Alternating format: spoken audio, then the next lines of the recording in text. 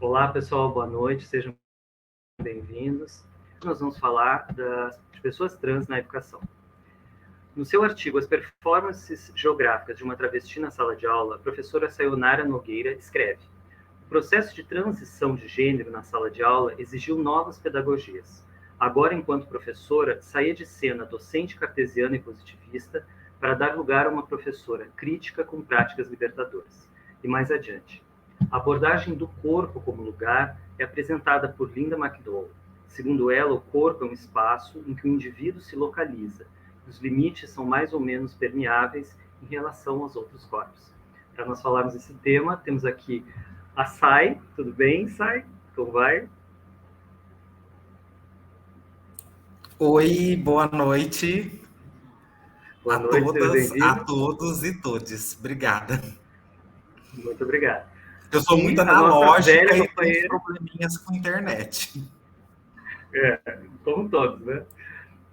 E a nossa amiga de já quantas lives de Sara? Eu acho que a gente já está em umas 4, né? Por aí. Ai, Sara York, bem-vinda. Obrigada, é prazer estar com você aqui, com Sayonara, que faz um trabalho grande também aí no coração do Brasil, né? Ela no coração do Brasil e eu também que sou do coração do Brasil, mas moro aqui na beirada, nesse Rio de Janeiro. A gente vai ter uma conversa bem profícua hoje. Que bacana.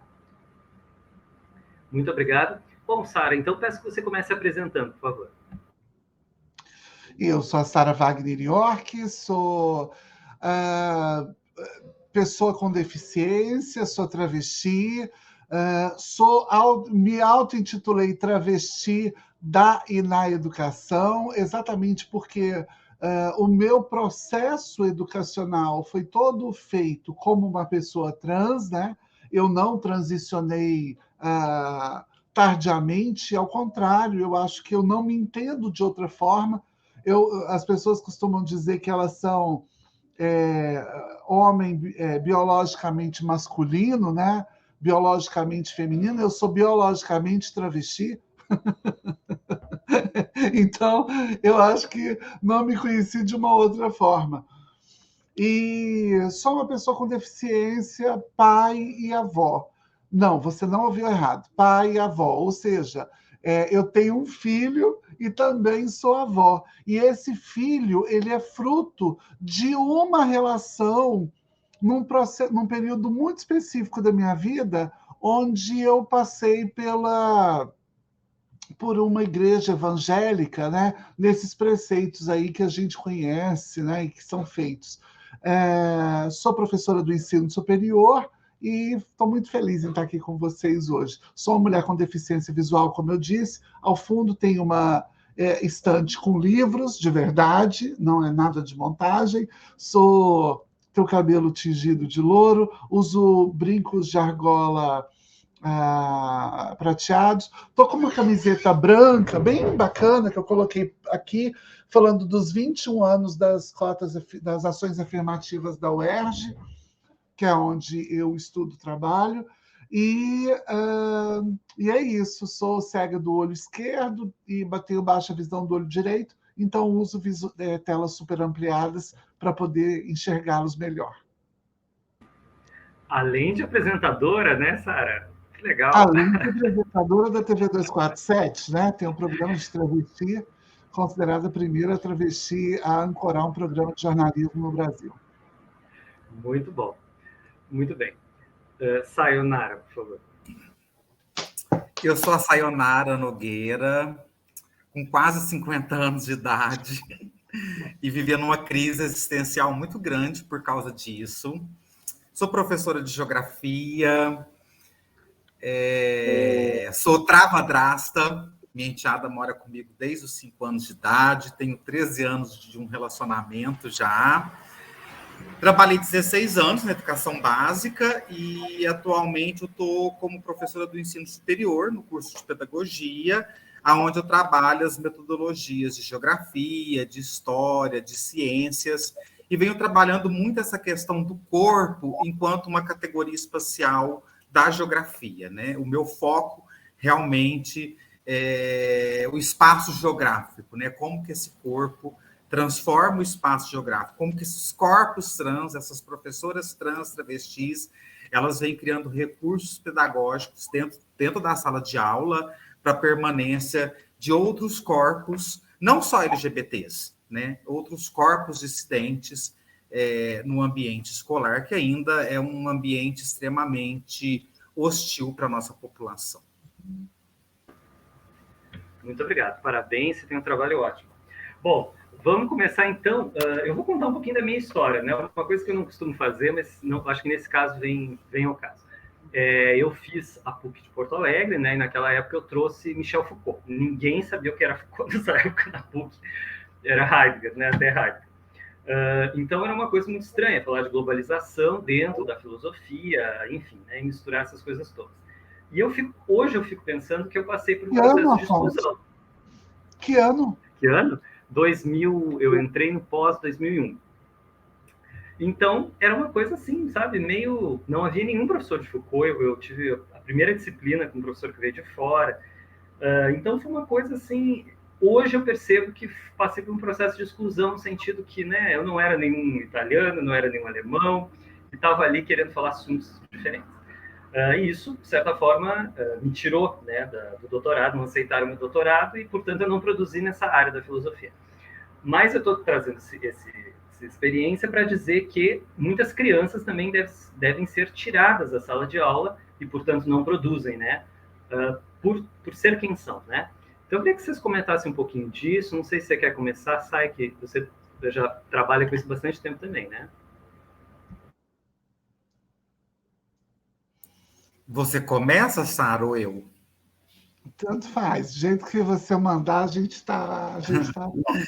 Então, vou falar da minha experiência. Eu trabalhei na educação básica há 16 anos. Eu exonerei os meus 2 cargos em 2016. Eu era efetivo aqui no estado de Minas Gerais. Só que o meu adoecimento psíquico ele foi tão grande dentro da sala de aula, pelos processos de transfobia que eu sofria, que eu acabei não suportando a situação e tendo que exonerar, né? Era muito complexo. Eu formei em 99, entrei na faculdade em 96, eu formei em janeiro de 2000, né? Encerrei em 99, e já em 99, no estágio, eu já ingressei na educação básica, que me levou a esse adoecimento, né? Que me gerou uma ansiedade generalizada, transtorno de pânico, até hoje eu faço tratamento, porque o ambiente escolar, como eu disse no começo, ele é extremamente hostil, principalmente para as pessoas trans, né? Principalmente para as travestis. E aí, durante esses 16 anos de sala de aula, eu vi a escola funcionar como um mecanismo, uma ferramenta de expulsão mesmo, de exclusão dessas crianças e desses adolescentes dentro da escola.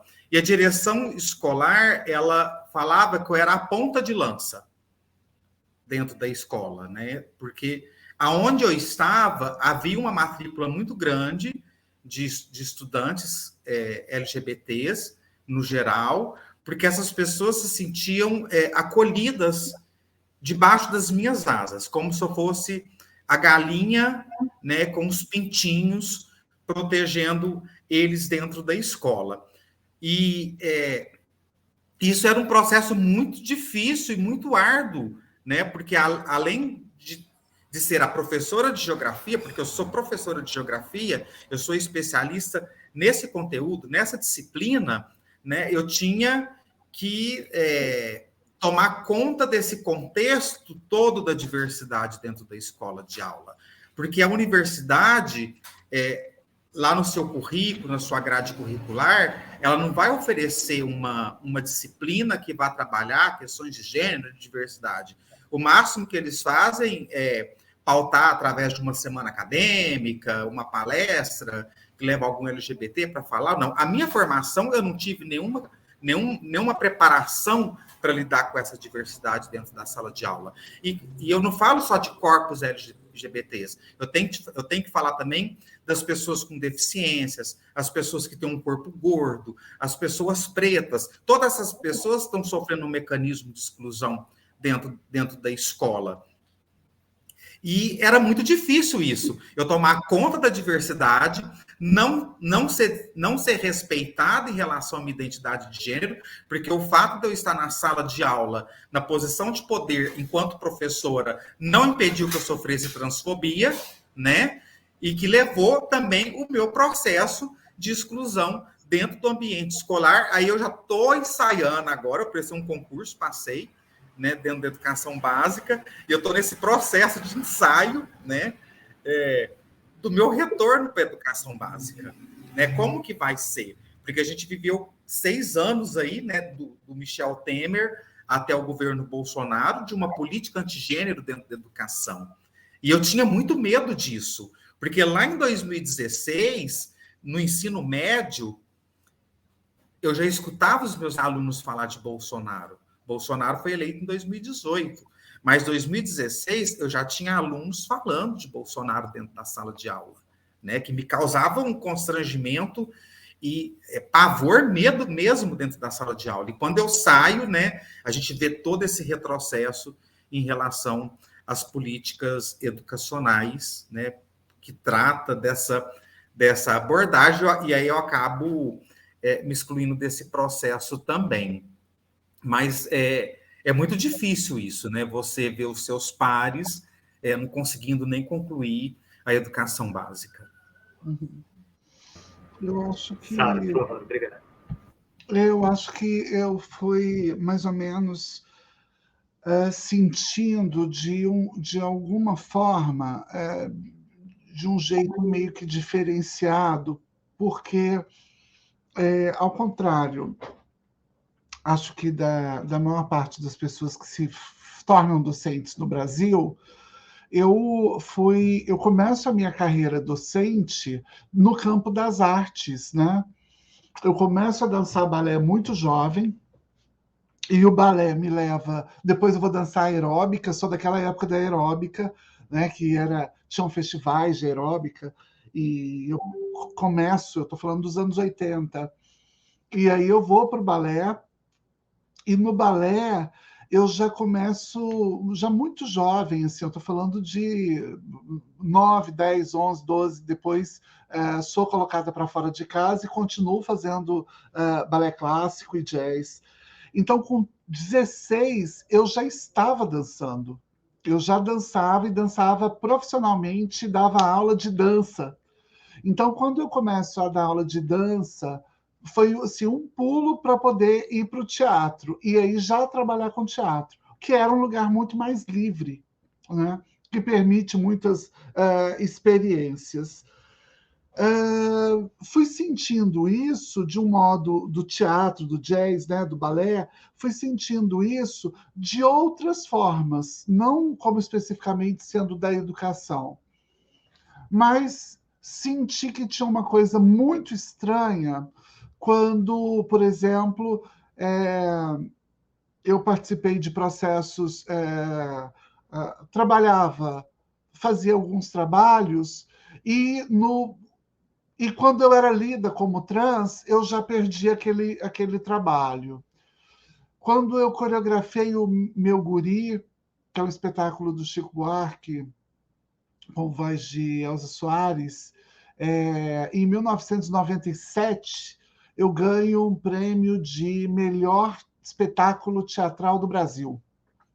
E esse prêmio foi conquistado em Belo Horizonte. E, para mim, uma surpresa imensa ganhar o prêmio, ser a pessoa que era a diretora, a produtora musical, a coreógrafa de um espetáculo musical, e na porta do teatro não ter nenhuma menção ao meu nome, porque eu era travesti. Então, assim, aquilo para mim foi muito chocante. E eu fui esses processos de inexistência foi me colocando para poder produzir outras coisas e de outros modos, que é esse desconforto que a cisgeneridade vai provocando no sistema social. Eu estou falando disso do sistema social porque que vai muito de encontro ao que a Sayonara está falando, que é produzido dentro da sala de aula, né? Se para a gente é produzido aqui, se para mim é produzido dentro do mundo, né, nesse mundo macro, na sala de aula você tem esse aparato de uma outra forma. Quando eu vou para a Inglaterra, e aí faço literatura inglesa, volto para dar aula de inglês. E aí eu tive que fazer a faculdade aqui, porque não era compatível, né? E aí eu vou descobrir na sala de aula, como professora de inglês, também essas complexidades que a Sayô coloca tão bem. O que para mim, na Inglaterra, já era sentido, mas eu sempre pensava assim, não é comigo mesmo, deve ser uma outra coisa. Porque essa leitura muito linear, muito estruturada e coerente que nós duas, né, enquanto professoras, pesquisadoras, travestis que somos, fazemos hoje, é uma coisa muito recente. Né? A gente passava por esses atropelos e sentia o desconforto, mas a gente, quer dizer, eu no meu caso, né, eu sequer sabia nomear isso com o nome que a gente tem, com a facilidade que a gente tem. Hoje a gente sabe quando o aluno está sendo expulso da sala de aula, expulso da escola pelos processos de transfobia. Nós passamos por isso achando que a gente estava com um problema na cabeça, né? Achando que a gente tinha algum tipo de problema. Quando a gente começou a conversa aqui nos bastidores, né, que saiu, falou da idade, é incrível, porque é como se a gente tivesse o tempo todo retornando para certas nuances do nosso próprio, da nossa própria psique, para poder se questionar sobre essas várias validações, mutilações, atropelos que foram produzidos, inclusive, na nossa jornada profissional, né? Quer dizer, não é uma coisa assim estática.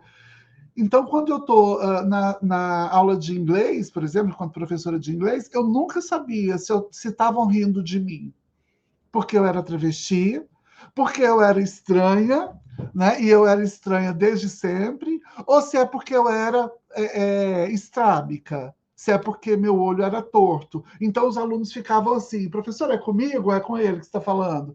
Por causa do estrabismo, né? Então, assim, a deficiência recortada com a travestilidade, isso tudo nublando essas percepções que a gente tem e que hoje a gente consegue nomear, mas naquele tempo, eu não sei nem se a gente teria condições de sermos essas pessoas que nós somos, né?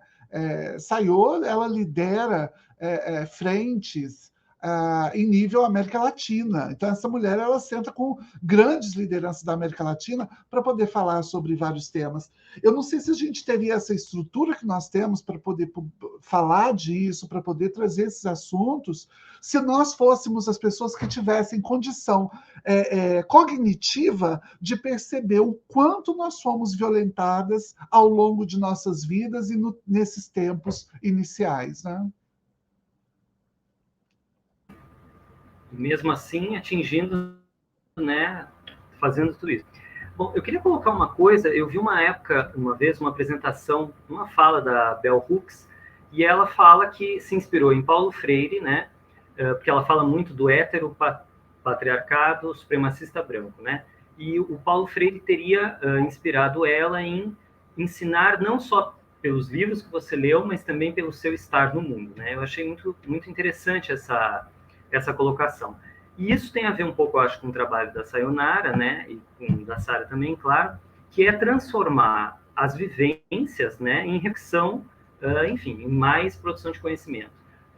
Como que a gente pode fazer essa relação aí entre leituras, né, as matérias de vocês e essas questões éticas e tudo que estão aparecendo no Brasil? Quer começar, Sara? Então, eu era extremamente positivista, né? Quando eu inicio dentro da escola, porque eu não queria que a minha identidade de gênero chamasse atenção. Eu queria ser a professora de geografia, então era uma ferramenta que eu utilizava, era como se fosse um escudo de proteção, extremamente cartesiana, extremamente positivista e metódica. Era aquela professora livresca que andava com os livros para cima e para baixo. Eu acho que se eu perdesse a chave do armário, eu não dava conta de dar aula se eu não tivesse com o livro na mão. E aí, aqui em Minas, implementou um projeto em 2007, eu acho, que chamava PEAS Juventude. Era um programa educativo afetivo sexual que trabalhava essas questões de sexualidade, de gênero na sala de aula, e tudo muito fundamentado nos PCNs, lá de 97, né, que tinha o volume 8, o volume 10, que trazia essas temáticas. E cada escola tinha uma coordenadora para trabalhar esse PEAS, né, com esses assuntos dentro da sala de aula. Quando for escolher eu lembro que quando for escolher a coordenadora da escola que eu trabalhava, eles não me convidaram para reunião. Né? E era uma reunião pedagógica no sábado, geralmente o diretor faz questão que a gente participe de reuniões aos sábados, né? E eu não fui convidada para essa reunião. E depois, na segunda-feira, eu fiquei sabendo que, como o tema era afetividade e sexualidade, e o atravessamento com a minha identidade de gênero, eu podia exagerar muito nessas questões. Né? Só que lá em Belo Horizonte, descobriram que na escola tinha uma professora travesti e chamaram a atenção do diretor. Aí, como vocês deram a coordenação de um projeto que trata de afetividade e sexualidade, uma professora cis, heteronormativa, e colocaram de lado uma professora travesti. E aí teve que reformular tudo, né? E aí eu peguei o projeto, peguei a coordenação do projeto, e eu falei, pronto, agora eu não vou dar conta, né? Porque é extremamente positivista, sabia tudo de latitude, longitude, ciclo das rochas, tudo. Eu amo geografia física, né? A área que eu mais me destaco na geografia é a geografia física. Só que aí nós começamos a ter algumas capacitações na capital, todos esses coordenadores, e era uma formação muito freiriana. E aí, o que eu fiz? Eu desmanchei aquele processo de sala de aula que existia, de fileira, um aluno atrás do outro, e comecei a trabalhar com rodas de conversa. Fui estudar as rodas de conversas de Paulo Freire, né? E quero falar de Bell Hooks também. Bell Hooks curou todas as minhas dores. Todas as minhas frustrações, foi ela que curou. Né? A teoria tem esse poder de curar as nossas dores e as nossas frustrações. E aí eu começo a pensar como que eu vou trabalhar geografia na perspectiva da sexualidade e da afetividade. E aí eu vou vou estudar a geografia marxista, a geografia crítica, os estudos populacionais, demografia. Aí eu consigo pegar esse projeto, o PEAS, porque tanto eu tinha que formar estudantes em relação à temática, como os professores também, porque eu coordenava. Né? Toda a escola tinha uma coordenadora, um coordenador em relação a essa temática. E aí eu consigo incluir dentro do contexto da geografia e desenvolvi um excelente trabalho, né, que foi para a imprensa, para a mídia na época, porque eu consegui fazer exposição de fotografia, tratando da questão da diversidade sexual dentro da escola, e até que 2009 foi uma explosão, porque Uberlândia é uma cidade do interior, apesar de nós sermos a segunda maior cidade do estado de Minas Gerais, eu fiz uma mini parada LGBT dentro da escola. E levei travestis, e levei gays, lésbicas, bissexuais, estendi bandeira LGBT, e fizemos uma mini parada LGBT dentro da escola. Então, assim, tomou-se uma proporção muito grande lá em 2009, né? Nós estamos em 2022. E aí, infelizmente, a gente só vê depois, né, essas questões, de acordo que foram mudando os governantes, essa pauta cada vez mais retrocedendo, né, por causa desse discurso ultraconservador que a gente, infelizmente, vive no país ainda. Perfeito, muito obrigado.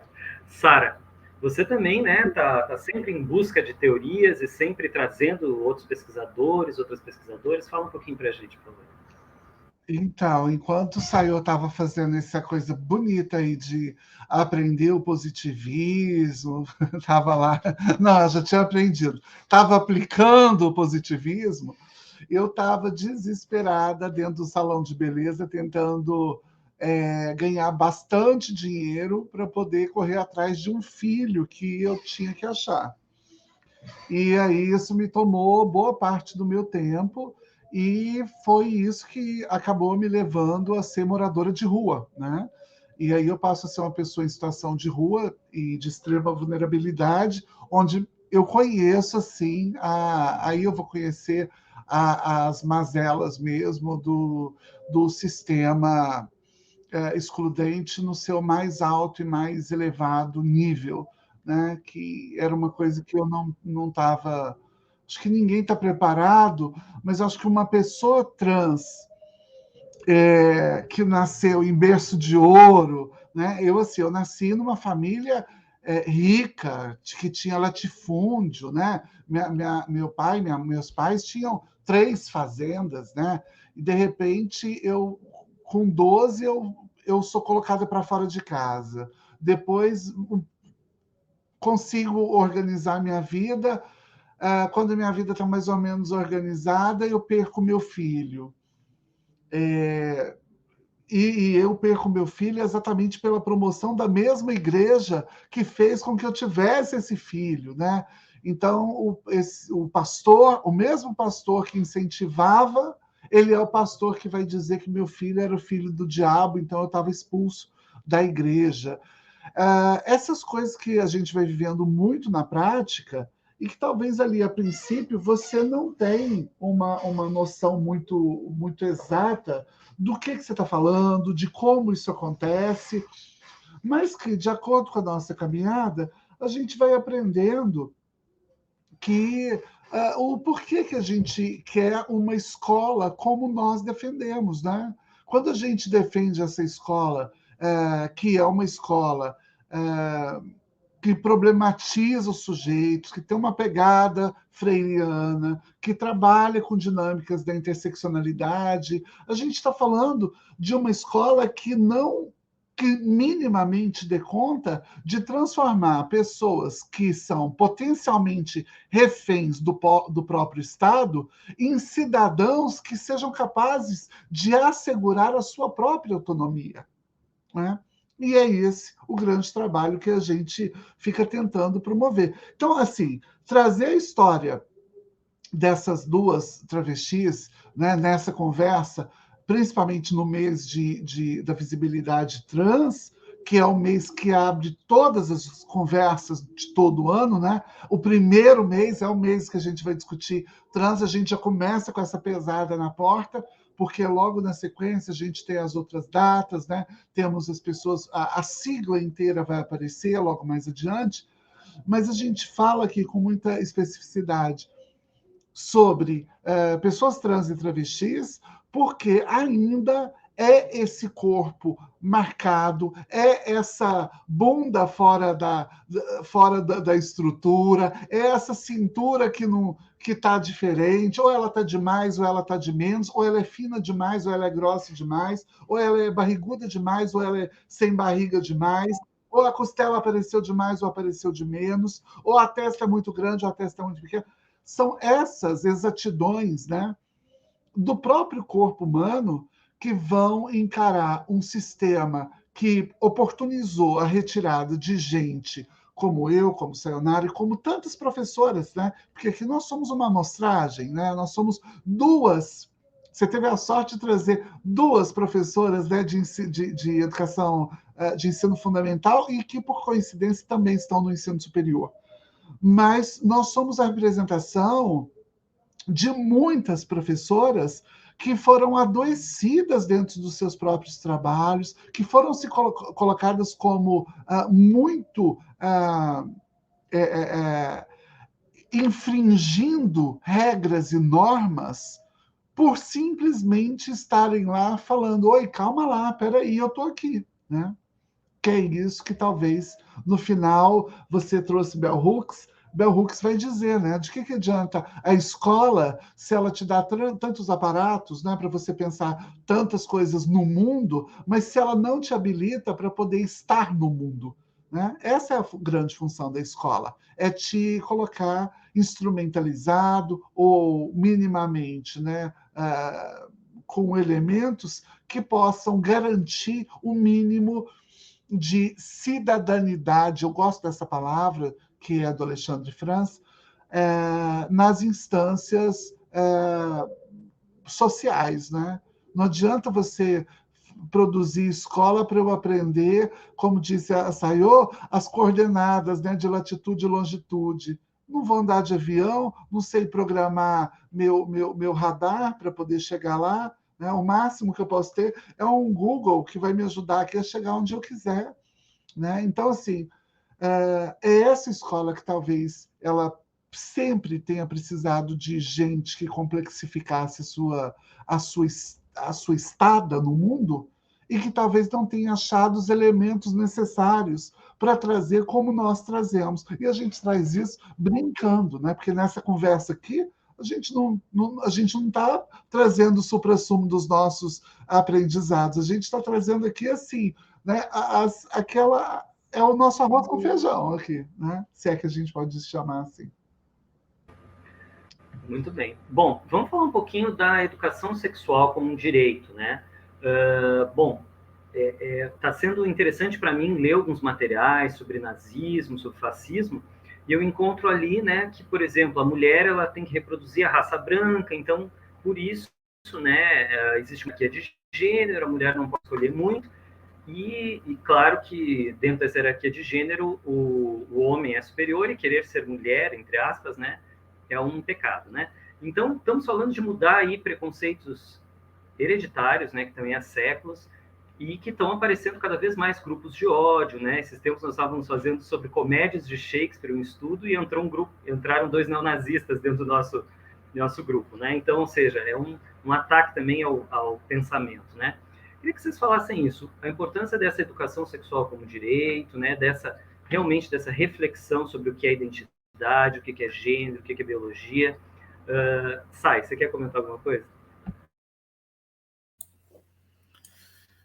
Então, é tão difícil falar de educação sexual hoje em dia, né? Se você pegar aquele Jacques Delors, aqueles 4 pilares da Unesco, ele já falava da importância dessa questão da educação sexual, abordando as questões de gênero e sexualidade. Eu venho trabalhando muito essa questão dos avanços e dos retrocessos dessa questão da educação voltada para a sexualidade dentro da sala de aula. E o quanto é importante essas abordagens, principalmente dentro da educação básica. Quando eu saio da educação da sala de aula, eu fui para a DEAN, para a Delegacia das Mulheres, tinha uma pasta LGBT dentro da DEAN, eu recebi um convite e fui atuar nesse setor. E aí aí eu começo a lidar com a violência, né? Diretamente com a violência. E aí você vê a quantidade de casos que vem chegando, de abuso sexual, de estupros. E quando você tem casos que envolvem crianças e adolescentes, você vai ver que a maioria desses casos acontecem dentro da família. E aí, e dentro da educação básica, sempre que houve delações sobre esses casos, foi por causa de abordagens que nós fazíamos em relação a essa educação sexual. Quando eu falo em educação sexual, eu falo de uma educação voltada... Eu gosto de falar de sexualidade e de afetividade, né? Eu gosto de ligar esses dois termos. E aí você vê o tanto que é importante essas questões. E aí, lá em 2003, já começa, surge no Brasil essa questão da ideologia de gênero, você vai ter um avanço muito grande desse movimento da escola sem partido, da retirada dessas questões dos nossos documentos oficiais que vão reger a sala de aula, mas isso eu acredito que isso, no fundo, tem um propósito, né? Que seria camuflar, eu poderia dizer que seria camuflar esses casos, né? Que essa violência continuasse acontecendo, mas sem uma delação, né? A escola tem essa função, né? Eu falo que a escola, ela não... Quando eu trabalho com formação de professores, aí eu gosto muito de destacar com as minhas... Curso de pedagogia, a maioria são mulheres, eu só tenho 2 alunos homens. A escola, ela não tem papel de tirar ninguém do armário, eu falo, né? Essa não é a função da escola, não é a função do professor tirar o ou a estudante de dentro do armário, mas ela tem que cumprir essa função social de trabalhar essa questão da sexualidade dentro da sala de aula. Mas é algo que hoje me mete muito medo. Me mete muito medo. Eu não sei a realidade hoje do Rio, né, como que está, mas pelo menos no meu município, o que você percebe que você tem professores que ainda, né, vão trabalhar essa temática, e são professores que estão sendo vigiados e monitorados. Você vê vereadores invadindo salas de aula com celulares, gravando a aula dos professores.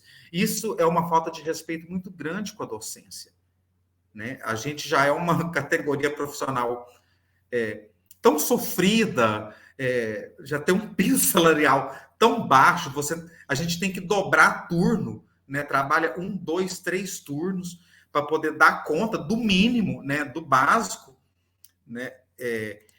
Dentro da sua casa, e ainda você ser vigiado e monitorado por um poder, né? Pelo poder legislativo, que deveria estar legislando e promovendo cidadania da nossa população, e não, né? Você só consegue ver uma violência muito grande partindo desse setor do legislativo. Então, é algo ainda...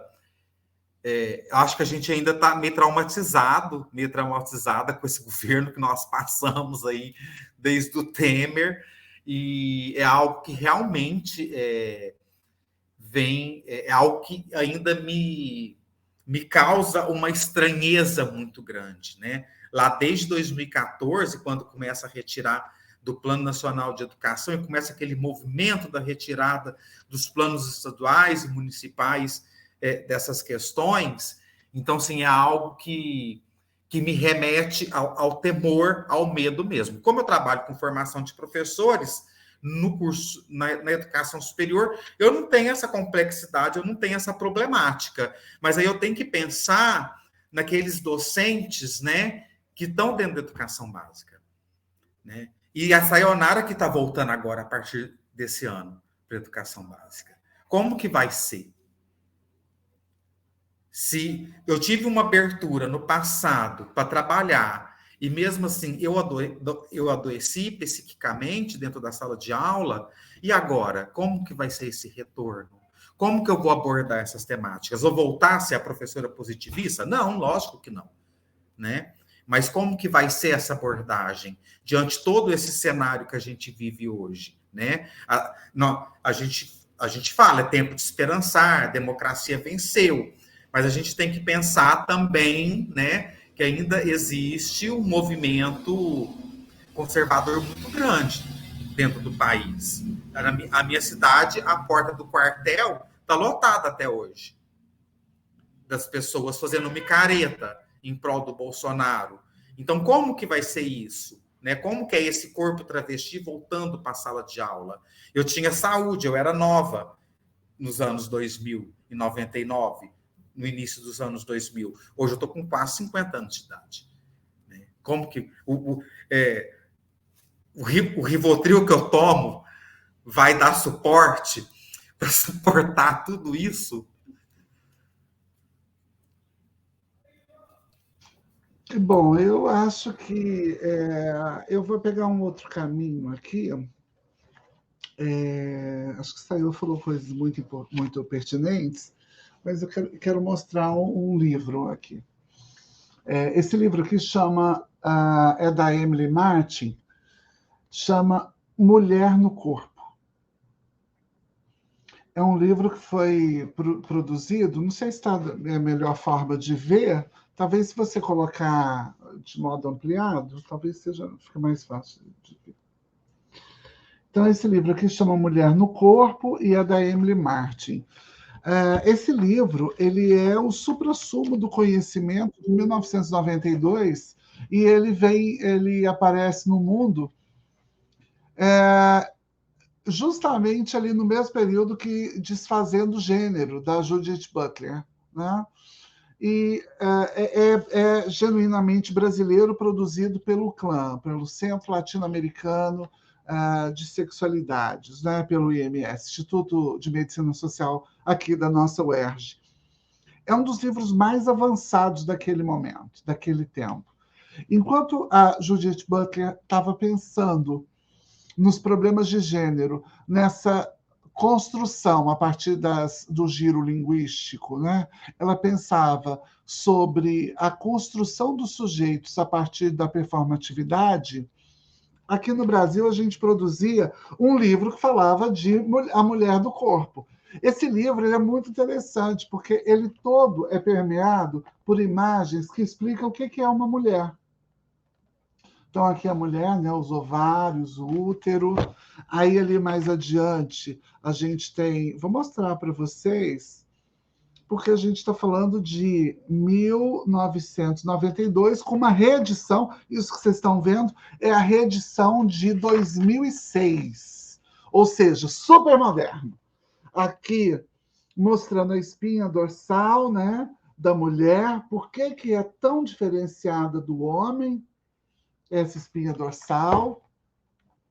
Mais adiante, vai mostrar aqui, imagina, a espinha dorsal do homem, bem diferente da mulher. Mais adiante, vocês vão ter aqui o fórceps explicando como que vai fazer para proceder em caso de nascidos vivos, né?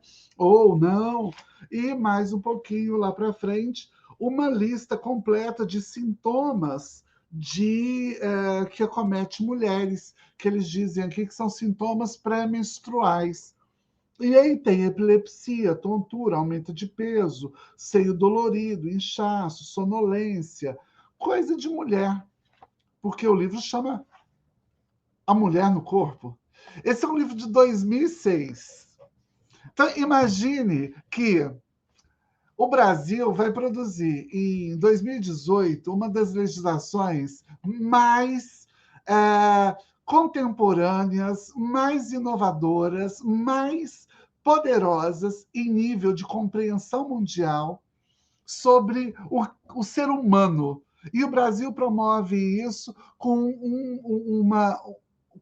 um decreto, né? uma ação, chama ADI 4275, que vai dizer que pessoas como eu, como você, como Sayonara, que a gente pode ir aos nossos cartórios de registro e fazer a modificação documental, uma vez que somos ou nos consideremos pessoas trans.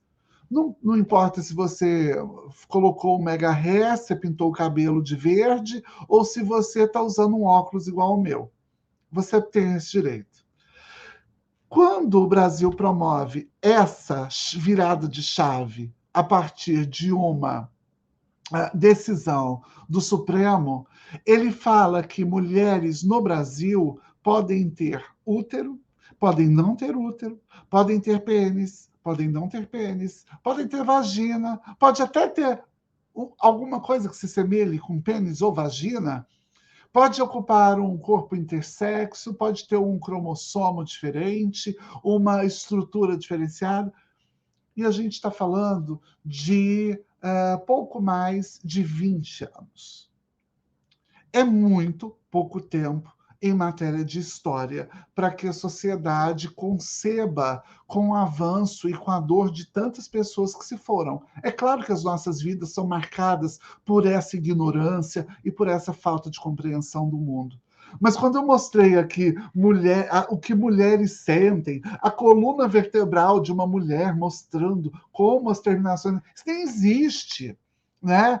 Isso nem existe. Estudos posteriores pegaram cérebros de mulheres e homens para poder fazer comparações e descobrir se existia um cérebro trans, né? E não tinha nada disso. Não descobriram sequer as diferenças básicas, senão os estímulos que são produzidos por sujeitos que praticam alguma coisa e outros que não praticam outras coisas. Né? Pessoas que vivem, por exemplo, sob pressão, elas têm uma tensão de lateralidade muito maior do que pessoas que não vivem sob pressão. Né? Uma pessoa que está vivendo em condição, por exemplo,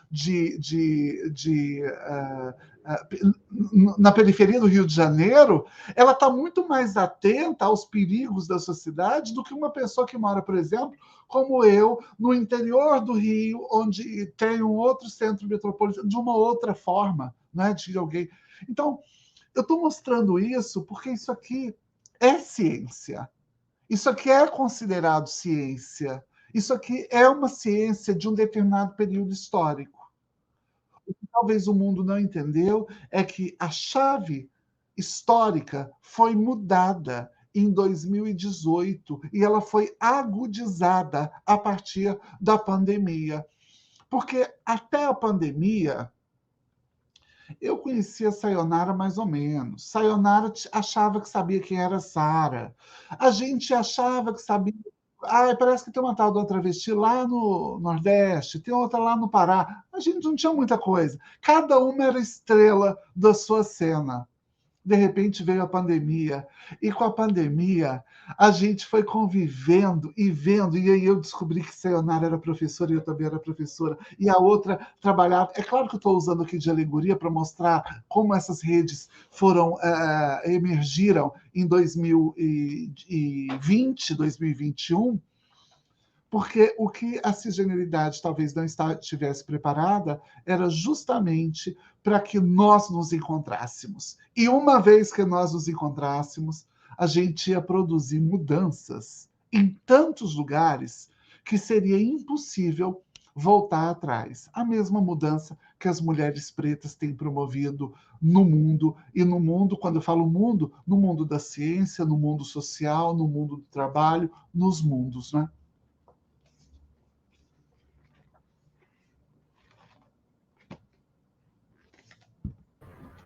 Oh, pronto.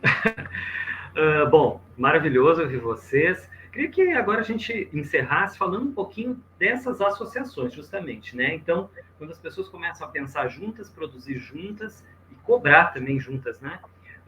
Queria que você falasse, Sai, um pouquinho do Instituto Brasileiro Trans de Educação e da ANTRA, vocês comentassem sobre essa Associação Nacional de Travestis e Transsexuais também. Pode começar, Sai, por favor. Então, vamos falar de instituições.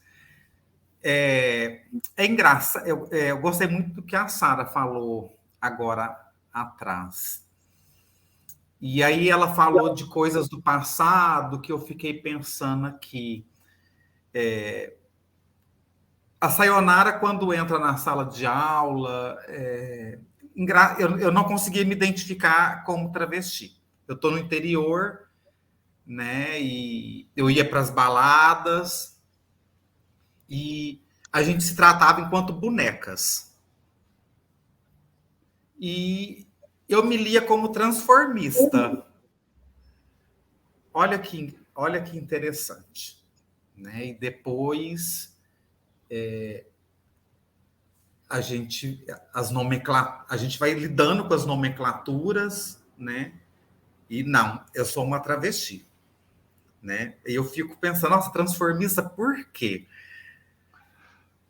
E eu tive os privilégios de ter uma família que me apoiou, né? Que me deu toda a estrutura, toda a base para chegar onde que eu cheguei.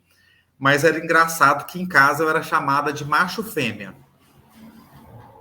Não de uma forma violenta, porque eu sou filha adotiva. Eu fui deixada na porta de casa com 3 meses de idade. E a família que me adotou era uma senhora já de 50 anos de idade e meu pai tinha quase 60 anos de idade. Então, eu lembro do meu pai falar, esse menino não é menino. E minha mãe falava, ela é macho fêmea. E aí eu fui lidando, eu desde os meus 15, 16 anos, eu já comecei a me relacionar com outras pessoas LGBT, mas a gente não falava LGBT também. Né? E aí eu era transformista. E depois que eu fui me identificar enquanto travesti. E aí, dentro da docência, aqui em Uberlândia já tinha 2 professoras trans, tinha a Ângela, formada em letras, 3. Nós tínhamos Ângela na letras, tinha uma outra na letras também, a Edna, e tinha a Valdete, que era da educação física. E elas vieram de turmas anteriores que a minha. Eu entrei na Federal em 96 e elas eram da turma de 93, 94.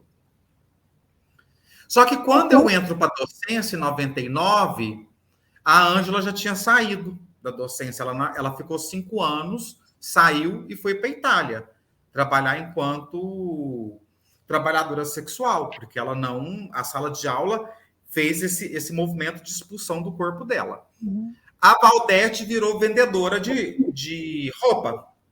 Ela abandonou a educação física e a docência e foi trabalhar enquanto vendedora de roupa. A Edna virou diretora de escola. Então, ela era a minha grande referência, né? Ela era de uma turma antes que a minha, ela era de 94, 95, era de 96, eu falava, ela chegou, eu chego também, né? Só que aí, quando eu fui, eu me sentia muito uma ilha, muito isolada. Porque quando eu procurava associação dentro dos movimentos de travestis, a gente nem falava transexuais na década de 90, se debatia muito a questão do HIV/AIDS, porque a maioria eram trabalhadoras sexuais, e muita questão da segurança pública também, pela violência que elas estavam sofrendo na rua, mas não se pautava a educação.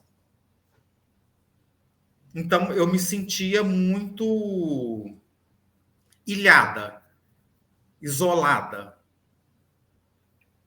E aí, 2006, 2007, eu conheci a Marina Heidel. Alguém passou meu contato para ela. E aí ela me apresentou a Edna, que eu já conhecia. Eu falei, não, a Edna é de Uberlândia, eu conheço a Edna.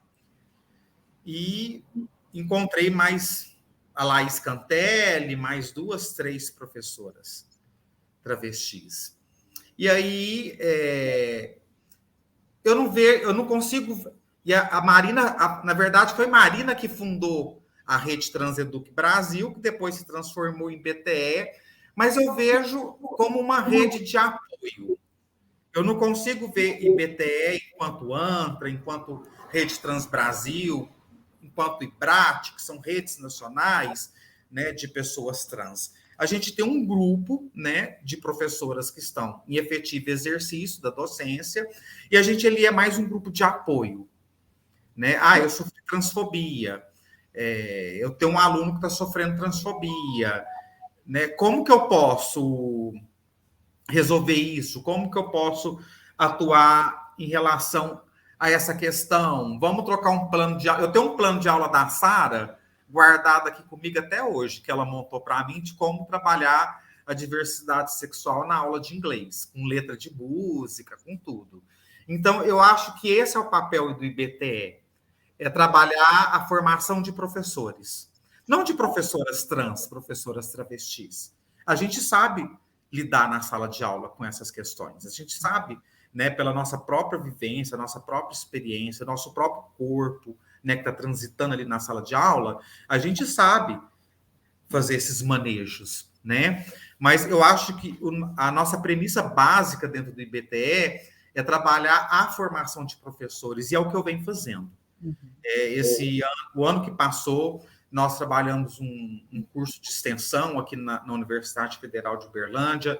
Eu consegui trabalhar em outros projetos de extensão, em outras universidades, trabalhando essa formação para sexualidade e gênero com professores que estão atuando dentro da educação básica. E aí, fora do IBTE, eu atuo dentro da Rede Trans Brasil, que é a Rede Nacional de Pessoas Trans do Brasil, né, que ela existe já há muitos anos também. Eu sou secretário, eu faço a comunicação dentro da rede, e aí é um outro papel, né? Aí é o papel da Sayonara ativista, né? Eu estou aqui escrevendo dossiê para ser publicado dia 29 de janeiro, já um outro tipo de trabalho, né? E o IBTE é essa coisa mesmo da formação de professores para atuar dentro da educação básica. Mas eu vejo a Sayonara... eu consigo ver a Sayonara saindo do movimento social daqui a uns anos também. Né? Eu já também não tenho saúde para o movimento social, não. Né? Porque você tem muitos tensionamentos, não sei se a Sara vai falar sobre isso, existem vários tensionamentos dentro do movimento social organizado. Eu tenho o meu trabalho de base local, eu sou a presidente do Conselho Municipal LGBTQIA+, aqui de Uberlândia. Então, são frentes que eu tenho que estar sempre atuando. Nós fizemos aqui na cidade, o ano passado, 50 retificações de nome, de gênero, com a parceria que eu fiz com o Ministério Público e Defensoria Pública. Só que eu também vejo o meu movimento não de uma saída definitiva, né?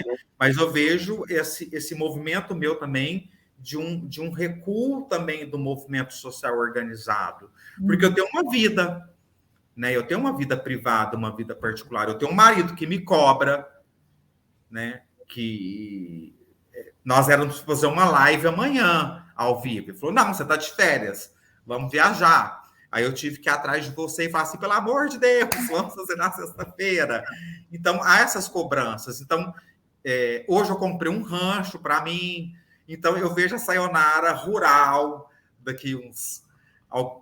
Eu almejo minha aposentadoria daqui uns 6, 7 anos, né? Então, eu acho que daqui uns 6, 7 anos eu vejo uma Sayonara rural, vivendo da agricultura de subsistência, não criando vaca, porque eu sou intolerante à lactose, mas uma Sayonara mais quieta, né? Fora do... Eu acho que eu já contribuí também com o que tinha que... Minha história está aí, né? Meu legado está aí.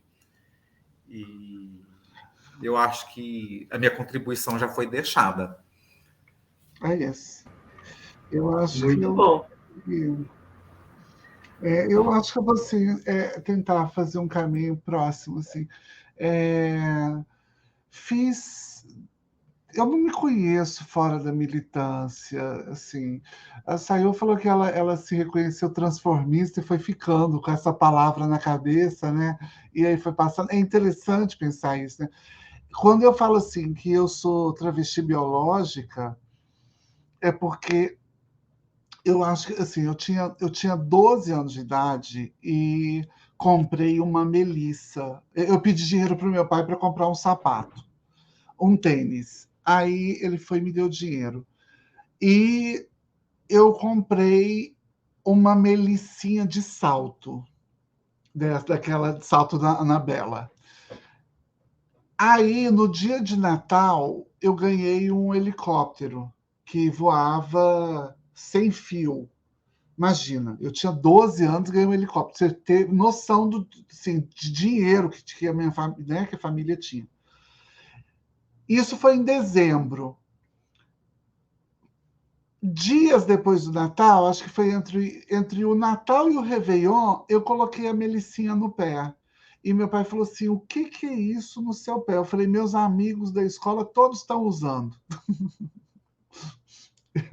E ele falou assim, você pode usar em outro lugar, aqui em casa não. E minha mãe me colocou para fora de casa. Assim, acho que foi por volta do dia 14, 15 de janeiro. Eu sei essas datas porque o aniversário de minha mãe é dia 17 de janeiro. Ela faleceu em 2019. E eu fui uma criança roubada no hospital, né? Minha mãe, ela fez o golpe da barriga e para poder ficar com meu pai. O alvo não era a criança, o alvo era o meu pai, né? Era o homem. Mas aí ela fez dessa floreada. Então, quando ela me coloca para fora de casa, aos 12 anos, um dos filhos dela, meu irmão mais velho, chama Bruno, fala assim para mim, eu vi, falou para minha mãe, eu vi o Júnior lá na avenida tal, com as travestis. Quando ele falou aquilo, eu falei, cara, avenida tal, travesti, sou eu, ele me viu lá. E a minha mãe não gostou, e é o povo que aparece comigo, então eu vou para lá. Então, quando eu cheguei com 12 anos nessa avenida, eu saí de casa com uma mochila, sem um centavo e um pedaço de pão. E assim, eu não queria saber o que ia acontecer. Eu sabia que eu ia para aí. Eu saí de casa sabendo para onde eu ia. Na minha cabeça, eu não tinha noção. Achei que eu estava, sei lá, sabe criança fugindo de casa? Achei. Só que ela deu esse empurrão e eu achei ótimo. Quando eu chego lá, que eu comecei a conhecer as travestis, que muitas na noite já estavam voltando da Europa, já ricas, já tinha carro. Então, assim, tinha travesti com Belina, tinha travesti com Brasília, meu amor. Sabe? Imagina uma travesti com Brasília, com Fusca. Sabe? Elas eram cão sem o Fusca, imagina com o Fusca. Então, assim, tinham essas grandes mulheres e tinham aquelas que não tinham conseguido ir, que eram as que se cortavam, que a polícia ia bater. Então, assisti muitas sendo violentadas, assisti muitas sendo mortas, mas também tive a sorte de ter essas que eram a gente chamava de europeia, e as europeias penopopeia. Né? Eu era filha das europeias porque todas queriam, assim, de algum jeito, ajudar. E eu era uma menina muito feia, não que eu seja uma beleza hoje, mas naquela época eu já era muito feia, era muito vesga, era muito esquisito o cabelo, era muito... tudo diferente, né? E, e aí eu conheço daquela forma. É esse o jeito que eu sou introduzida à identidade que eu tenho hoje. Me conhecendo como travesti. Então, para mim, travesti foi sinônimo, sempre foi esse sinônimo de tudo que existe, de bonito, de esteticamente colocado, de falar bem mesmo, de saber mais do que o resto. As minhas referências são essas. As travestis, as pessoas mais incríveis que eu conheci, em todos os mundos, também no mundo das artes, mas de um modo geral, eram travestis, eram essas travestis icônicas. Né? Eu conheci Rogéria, conheci Roberta Close. Roberta Close conversa comigo, né? no Facebook, nas minhas redes sociais. Então, assim, conhecer essas pessoas, que era uma coisa que você fala... Outro dia eu estava vendo, assim, a Antra, né? A Antra está fazendo 30 anos de história, né? Foi fundada em 92, e aí, em 2022, fez 30 anos. Giovana estava falando que o Fonatrans, o movimento, inclusive, começa antes, 79, né, com ela, que ela fez um evento. Imagine que eu conheci travestis que fizeram movimentos em 1966, no Congresso do Terceiro Sexo em Niterói. Em 1969, no Congresso das Travestis em Petrópolis. Movimentos apagados. Então, quando alguém fala assim, eu descobri a pólvora, você fala, meu amor, né? Assim, o que você descobriu? Você descobriu, né, você no mundo, porque o mundo já estava descoberto por um monte de gente. E aí a gente vem fazendo esse movimento. Quando eu fui trabalhar voluntariamente pelo Instituto Brasileiro Trans de Educação, que eu sou uma das cofundadoras do IBTE, com a querida Sayonara, uma das coisas para mim que era assim, muito urgente, até o Facebook vive me trazendo foto nossa, saiu lá do IBTE, porque uma das coisas mais urgentes para mim era trazer essa rede de gente que estava produzindo e era travesti em todo o Brasil. Nós fizemos muitas lives pelo IBTE, exatamente dizendo assim, aqui tem uma travesti, aqui tem outra travesti, ali, sabe, coisas incríveis que a gente que cresceu achando que a gente era única, síndrome da filha única, né? A gente sempre teve. Porque eu acho que pelo lance da adoção, né, Sayô? A gente tem essa coisa de querer achar as nossas, achar o nosso passado, e que para a gente custa tanto, né? Você está com duas travestis que não conseguem falar de ancestralidade se não passar pela travestilidade. Porque as nossas ancestrais, inclusive, elas são, no meu caso, desconhecidas. Quem que é minha mãe? Eu não sei. A história que eu sei é que ela era uma doida que foi estuprada por um artista de circo que passava na cidade. E aí ela ficou grávida e teve um bebê. Aí minha mãe foi lá e roubou com a ajuda do médico. Essa história que eu sei. Mas até que ponto, né, Afonso, a gente pode trabalhar com categorias analíticas como ancestralidade, como com mulheres como eu e como Sayonara, por exemplo. E isso é um exemplo das muitas categorias que talvez a gente nunca dê conta. Talvez a ANTRA, o Fonatrans, o IBTE, o IBRAT, essas muitas instituições, né, elas apenas sejam uma forma de dizer assim, tinham muitas pessoas trabalhando lá atrás para que você, jovem que está nos assistindo aqui hoje, jovem que está na escola e seja onde for no Brasil, jovem que fala português até fora do mundo, para que você possa ser a livre experiência de vida, de estar no mundo que nós nunca podemos ser. Então seja por nós tudo isso que você sonha e que você pensa em ser. Com vocês, né? Bom, eu vou, para encerrar, né, eu queria fazer uma homenagem à minha professora Jo Clifford, que foi a professora mais importante da minha vida, uma das mais importantes da dramaturgia. E também queria que vocês dessem alguma dica, alguma indicação de leitura, né? Que eu acho que vocês devem conhecer algum material aí que muita gente não conhece. Quer começar, Saio? Que livros você indicaria, assim? Olha, eu venho lendo muito Bell Hooks e eu ando apaixonado. Eu gosto muito de poesia. Eu adoro poesia, mas eu não vou falar de poesia aqui, né? E eu estou lendo muita literatura russa.